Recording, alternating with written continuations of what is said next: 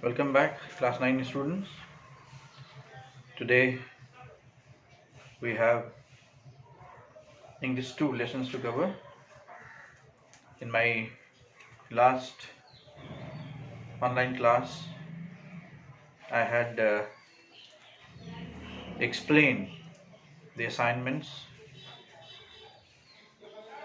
Hope you have understood the work, how you are to carry on with it. If there are still more doubts regarding your assignments, you can write me or ask me. I am there to help you, guide you to complete those assignments that you got for you to cover. So today we are again back with our online classes. We have covered few of the poetry lessons. We also saw story from your story section, and we are yet to begin with the play The Merchant of Venice, written by William Shakespeare. I am delayed to start with your Merchant of Venice just because the book is written by William Shakespeare, and there are very difficult words used in the play, that is Shakespearean English, Elizabethan English. So it makes you very difficult to understand if you just read it yourself. So without the lesson or the lines being explained, it is quite tough for you to understand. Further, you need to have a book with you so as to understand every single word in the play The Merchant of Venice. It is the main book, and the questions asked in the book would be from inside the book. Unless you've gone through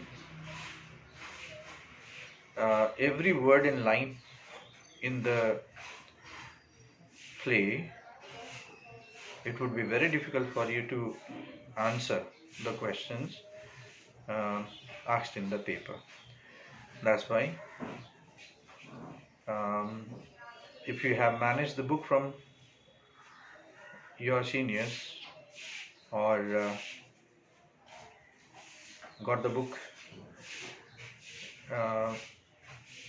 by yourself, we can easily carry on then. So till then, we'll wait and see. If not, then in my next class, English 2 class, I think we'll have to carry on with The Merchant of Venice. So today again we'll see a poem in our poetry syllabus. Today's poem is an interesting poem. It is a very beautiful poem. It has a very beautiful lesson given to us, and the poem is very simple to understand. So let us see the contents and then find out which poem we are going to do today. If you remember, last time I taught you William Wordsworth's poem Daffodils. Today, the second poem that we are going to see in this online class is poem number 2, The Cold Within, written by James Patrick Kinney. So please see your book. If you have the book ready with you, it is on page number 10 on the poetry sections. So as usual, first of all, we'll talk about the poet in brief, and then understand what kind of poem has the poet written, and then we come to the stanza wise and try to understand through the explanation what is given today. So let's see. The Cold Within, written by James Patrick Kinney. The poet, the great poet James Patrick Kinney, was born on March 16 in the year 1923 in America. He was born in a poor Irish family. The family actually had come to the USA from Ireland, but he got the citizenship of America. So in the world, he is known as an American poet. He died in the year 1974. So that means not very far than what we are living today. The great American poet James Patrick Kinney wrote his poems in the 1960s, and the particular poem, The Cold Within, is the most important poem written by the poet James Patrick Kinney. It is a very simple poem, and it tries to tell us that we should not be selfish in safeguarding and taking care of the other people when they are in need. So it also discusses about the discrimination on ground of race, religion, caste and gender. This is what is told in the poem The Cold Within. I hope the background of the poem is understood. Now let us come to the poem and try to see what is written in the line by the poet James Patrick Kinney. So see, first and foremost, The Cold Within, written by James Patrick Kinney, an American poet, is a parable. Now what is a parable? What kind of poem is called a parable? A parable is a story-like poem. The poem which is written in the form of a story, illustrating moral lessons in it. Such poem is called a parable. I hope you understood. Once again, a parable is a story-like poem in which we take a lesson and we find some moral lessons given by the poem. Such poem is called a parable. The Cold Within is an example of a parable. Now see, The Cold Within. The Cold Within is the best known poem written by James Patrick Kinney in the 1960s. This poem has made the poet very, very famous. So let's see what he writes in the poem, and we should consider ourselves lucky because we are going to know the most important poem, The Cold Within, of the poet James Patrick Kinney. So we should be very thankful to the council for giving us this poem in our syllabus. So let us see what the lines say. The Cold Within, written by James Patrick Kinney. The line begins: 6 humans trapped by Hepatitis. So see, once upon a time, there were 6 humans. These 6 humans had gone to their own respective work. But at a certain place, they meet accidentally. From here, the poem begins. See, 6 humans trapped by Hepatitis. Trapped here means got caught. They met suddenly, by chance. Hepatitis, that means by chance, suddenly, an accidental meet. They had not proposed that they would be meeting at a certain place. The meeting of theirs was accidental. they met there accidentally, unknowingly. So see, once upon a time there were 6 humans, and they had gone to their respective works, and after uh, the completion of their works, they arrived to a particular place where they all met accidentally, though they are not known to each other, right? In bleak and bitter cold. So in bleak means biting. It was a bone biting cold. And bitter cold, bitter means unpleasant. The weather was chill cold. It was very, very cold. It was biting and unpleasant cold. And it was of the night time. They met at night at this certain place, at this unknown place. Each one possessed a stick of wood. They were sitting together near a dying fire. Since the weather being very cold, it was very chill, so the 6 of them had borne fire, and then they sat around that fire warming themselves. Each one possessed a stick of wood. Possessed means kept. Each one of them had kept a log or a wood or a stick in their hand. Also, the story is told. This is how it was told in the story. This is how it was told in the story. Now, what was the story? From here, the poet tells us. So, hope the first stanza is understood. So, once again, see the recap.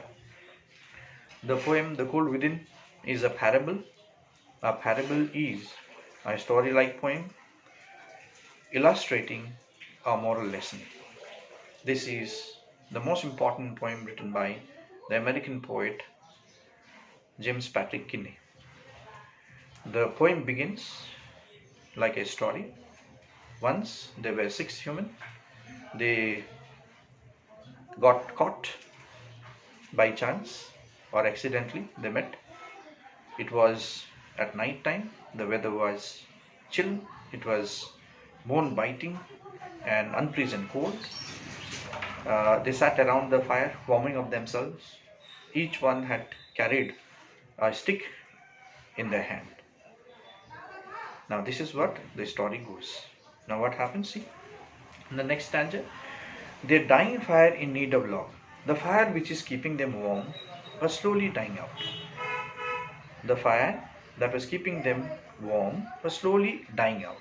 Now it was a need that somebody should throw the stick into the fire to keep it burning. But what happened? See, the dying fire in need of log. So the dying fire is in need of log to be thrown into it, but none was ready. Nobody was ready to throw the stick into the fire, which was carried in the hand. They had different reasons for it. They had different reasons for not throwing the stick into the fire. Now what was that? See? But the first one held hers back. So the first among the 6 is a lady. She is an American lady, a whitish lady. But the first one held hers back. How do you know she was a lady? Because we are given the pronoun her. So her refers to feminine gender. So the first among the 6 of them was a lady. For of the faces round the fire. For means because. Because the faces round the fire. So before she threw the stick into the fire, she took a glance seated around the fire.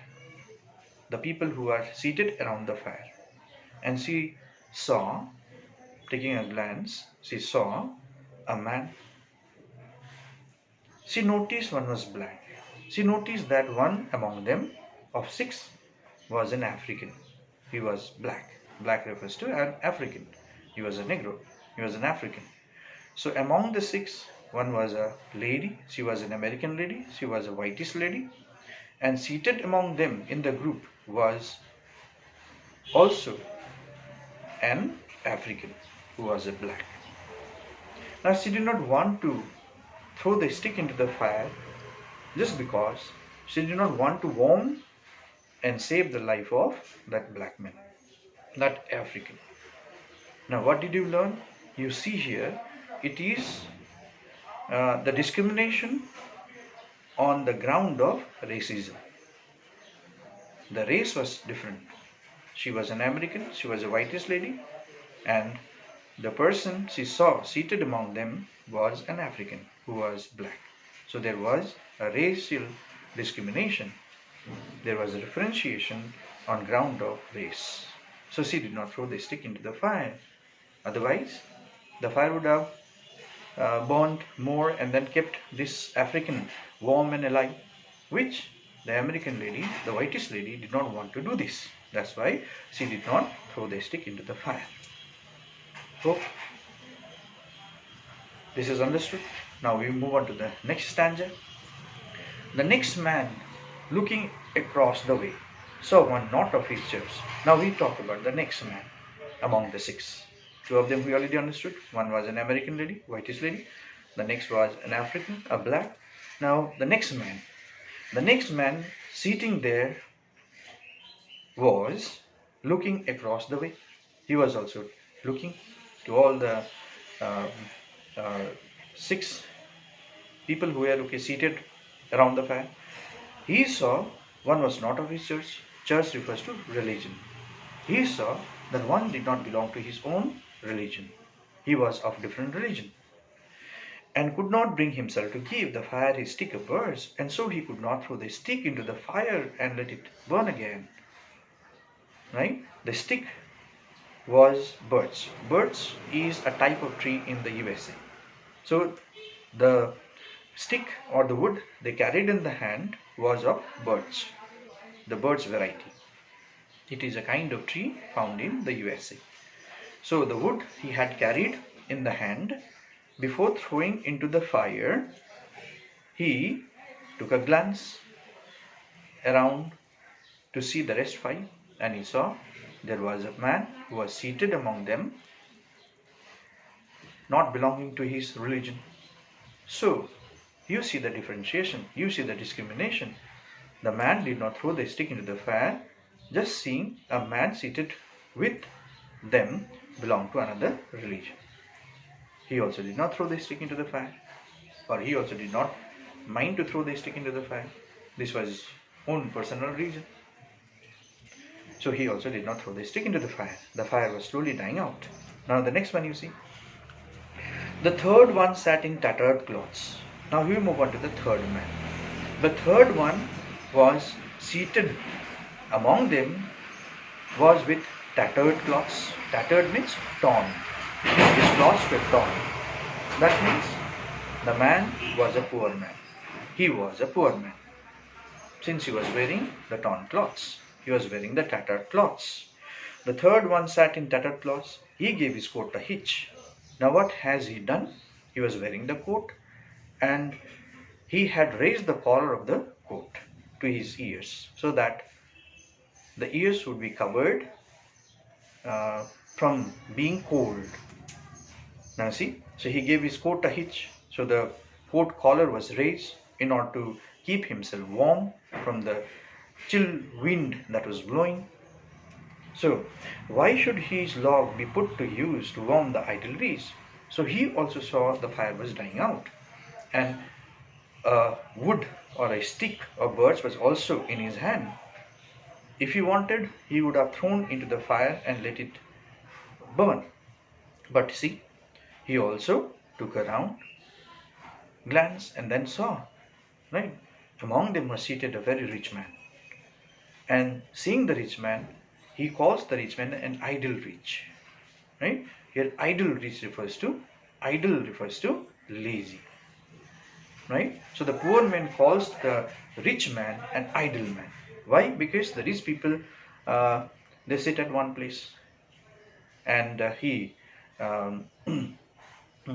allows his servants to work for him, do this, do that, and all the servants do work around him, and then they bring money for him. He sits there and then counts. That is his earning. That is what he does. He uses the other men for his work. So he is an idle man. So that is why the poor man called the rich man an idle man. Right? So he, before throwing the stick into the fire, he also took a glance around the seated members around, and then saw there was an idle rich man. So he also did not throw the stick into the fire and add the fuel to the fire. Now, we move on to the next one now. Who was the other man beside these all? The rich man just sat back and thought. Now the next man was the rich man who was among them, just sat back. He was also lying at full rest. He was seated comfortably in front of the fire that was burning and is now slowly dying out. He was in his own thought of the wealth he had in his store. So what was he thinking? He was thinking of his own wealth that he had accumulated so far in his life. He has accumulated vast wealth for him. He was thinking of that. And how to keep what he had earned from the lazy, shiftless poor. So he was thinking of how to keep the earned wealth he has so far. Right? And he also noticed that the fire was dying out. He also had the wood or a stick carried in his hand. He could have also thrown the stick into the fire, but taking a glance around the rest of the humans seated there, he also checked himself from throwing the wood into the fire, because whom did he notice? He saw a poor man seated, wearing the tattered clothes, and he calls the poor man shiftless poor. Now what is shiftless? Shiftless means ambitionless. So the rich man calls the poor people ambitionless. He calls the poor people shiftless, because poor people have no ambition. They get up early in the morning, they go for work, they do heavy work the day. At the end of the day, they get their daily wage. They bring it, right? They have their food, and there is no saving. The next day, the same routine continues with the poor, right? So the poor remains a poor. He has no ambition to raise himself up in his own life, because he lives day-to-day life. That's why the rich man called the poor man shiftless. They are the people with no aim, right? So the rich man, before throwing the stick into the fire, he looked around his friend circles and found that there was one poor man seated among them. So seeing the poor man seated among them, he did not throw the stick into the fire, because he also felt, why should I warn that poor man who is ambitionless, who is not able to rise up in the society where he lives. Thus, he also did not throw the stick into the fire. Now, turn it over and see the remaining. The black man's face bespoke revenge. Now we go back to that very African who was seated among them. The black man's face bespoke revenge. Bespoke means showed. So sitting near the fire was an African. So he wore an expression full of revenge on his face. That means the African looked very revengeous. He was angry on his own facial expression. Something had troubled him, right?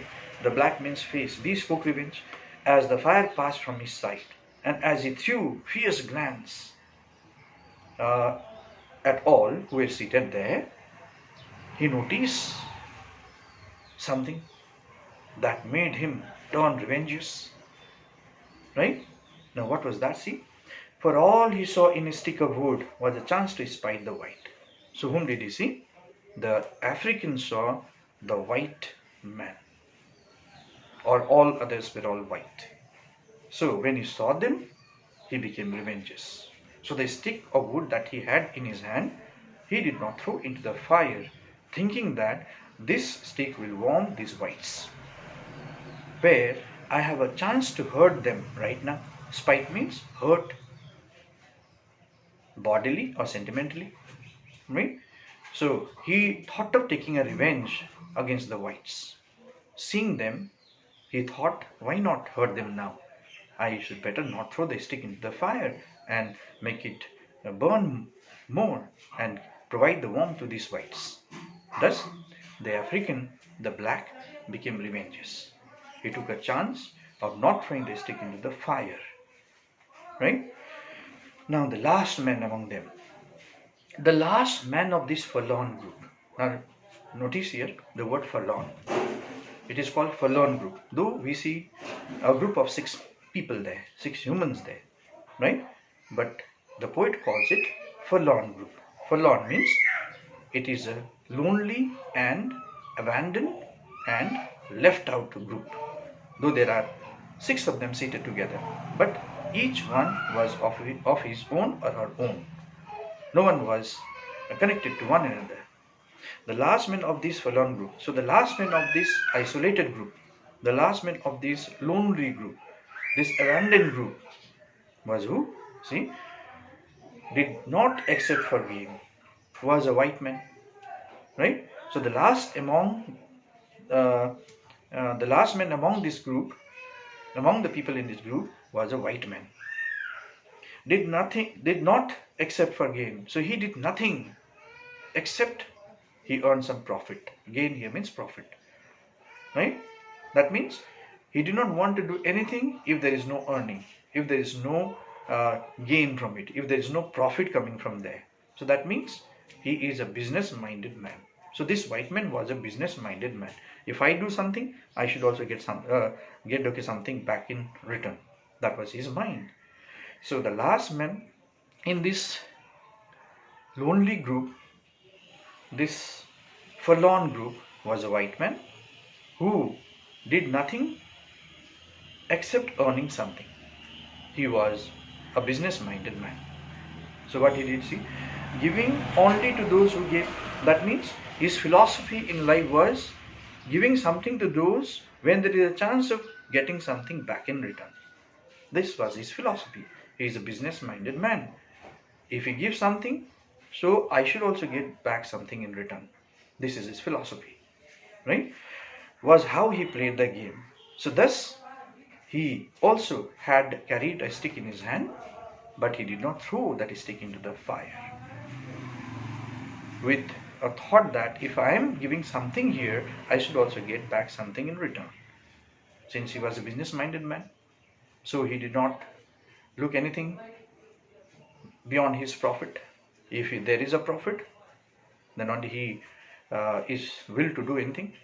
Thus, he also did not throw the stick into the fire. Was how he played the game. So this is how he played his mind game. Right? I should throw it and then also get back in return. This is his mind game. Rather, everyone among the 6 had his or her own mind game to play. They all had the resource in their hand. They all had carried a wood stick in their hand. If they wished and want, they could have thrown it into the fire and let the fire burn again and provide warmth to them in this chill cold weather at night. But see, each one had his or her own mind game to play, and nobody threw the stick into the fire. Thus, the fire slowly and slowly or gradually died out. Then what happened? See, the last stanza. Their logs held tight in death's still hands. Now the next day morning, the night passed. The chill cold night passed. The next day morning, what happened? See, right? The fire slowly died out because nobody threw the stick into the fire to let it burn. There were 6 of them, right? But nobody threw the stick into the fire, right? And thus the fire slowly died out. And as the fire died out, the biting cold got into their bones. It was so cold a night that the biting cold got into their bones. And the warm cloths that they were wearing also could not protect them against this chill night. And thus, all 6 of them died in the morning. This is what happened with all the 6 of them. And see, when they died, their logs held tight in their still hand. So when they were found dead, each one of them had carried the stick in their hand held tightly. That means how much they wanted to keep the lock for himself or herself, and did not want to help others in need. The death took place in the next morning, and there in the dead body they were found with the stick carried in the hand. Was proof of human sin. So this is a proof of, this is an evidence of human guilt. Sin means guilt. They had been guilty in their own life. They did not want to protect each other's life. They did not want to help others. They had their own reasons of not throwing the stick into the fire. Each one had played his or her own mind game, and thus they all died in the next morning. And when they were seen with their dead bodies, they had carried the stick in their own hand. Each one was guilty of what he or she has not done. Now see, they did not die from the cold within. Now the poet says they did not die because of the cold within. Within means outside or without. They did not die from the cold without. They did not die from the cold outside. Outside it was very cold. The weather was very cold. But their death is not the reason that they died because of cold outside. They died from the cold within. They died because of the cold attitude they were with. Within here refers to attitude, their selfishness. They died because of their own selfishness. They were selfish in themselves to help others. So they died themselves. They died from the cold within. They died from the cold attitude within them. So this is the actual cause of their death. They died because of their own attitude within themselves. They were selfish in their own ways. So had they taken their turn to throw the stick into the fire one by one, the night would have passed, and the fire would have been warming them, and the next morning they would have been alive and then gone back to their respective homes from where they have come. But see what happened to them. Because of their own selfishness, because of their own attitude within themselves, they died the next morning. This is what has taken place. So we should not be selfish like these 6 of them were. The poem, as I said, is a parable which is in the form of a story, and illustrates a moral lesson in the poem. So this is what we have learned. We should not be selfish like these 6 of them. We should help each other when we all need help from one to another. This is how we should live our life. But the 6 of them, they were selfish in their own self, and they died because of their own personal attitude within themselves. So this is their actual cause of their death. They did not die because of the cold outside.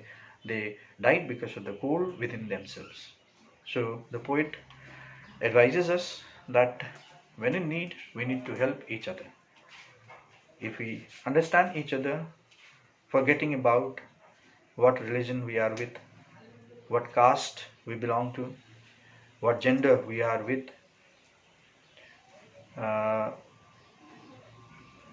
then only we can all be together, and we all together can survive and live happily in this world. So this is what is a lesson taught in the poem The Cold Within, written by James Patrick Kinney. Hope you understood the poem. So in my next time in between, I will also providing you the exercises, the question answers of the previous lesson, and this one too. And I want you to copy your work in your English 2 exercise note.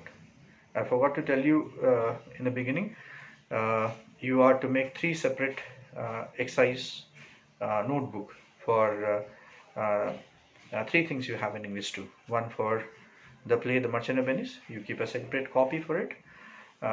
One for poetry, and the other for story. So whatever story question answers you get, write in the story copy. Whatever question answers you get in poem, you write in poetry copy. And whatever question answers you get in the play The Merchant of Venice, write in The Merchant of Venice copy. Maintain 3 separate copies for 3 things we have in English too. So hope you'll carry on similarly. So this is the end of today's class. Read the poem, and if you further find difficulties in understanding the poem, we'll again come back to it as you wish. Thank you so much.